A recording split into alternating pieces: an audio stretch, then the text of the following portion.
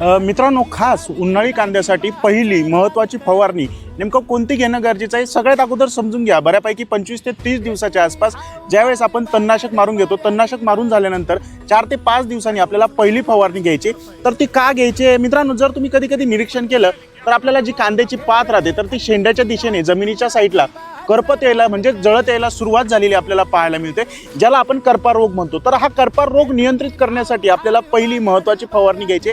याच्यासोबतच शेतकरी मित्रांनो, जोमदार वाढ होण्यासाठी, फुटवे जास्तीत जास्त निघण्यासाठी आपल्याला पहिली फवारणी घेणं गरजेचं आहे। कधी कधी आपल्याला गाभ्यामध्ये कांद्याचा जो काही गाभा असतो तर गाभ्यामध्ये आपल्याला जो काही थ्रिप्स किंवा जो काही मावा असतो तर याचा जास्तीत जास्त प्रादुर्भाव झालेला पाहायला मिळतं। तर याला नियंत्रित करण्यासाठी पहिली फवारणी घ्यायची।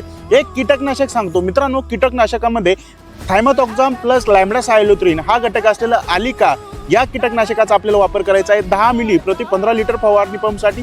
करपा नियंत्रित करण्यासाठी एक चांगल्या बुरशीनाशकाचा आपल्याला वापर करायचा आहे, ज्याच्यामध्ये अवतार या नावाचं एक एंडोफिल कंपनीचं बुरशीनाशक आहे, ज्याच्यामध्ये हेक्झाकोनाझोल प्लस झायनेब हा घटक आपल्याला पाहायला मिळतोय। अवतारचा आपल्याला वापर करायचा आहे 40 ग्राम, किंवा शेतकरी मित्रांनो साप पावडर या बुरशीनाशकाचा सुद्धा वापर करू शकता 40 ग्राम प्रति 15 लिटर फवारणी पंपसाठी।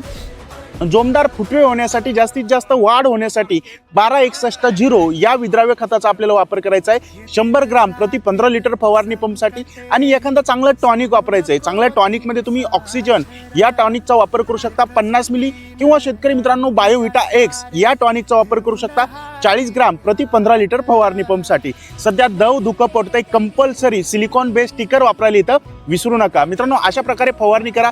व्हिडिओ आवडला असला तर निश्चितच कांदा उत्पादक शेतकऱ्यांच्या व्हॉट्सअप ग्रुपला शेअर करा। तोपर्यंत राम राम।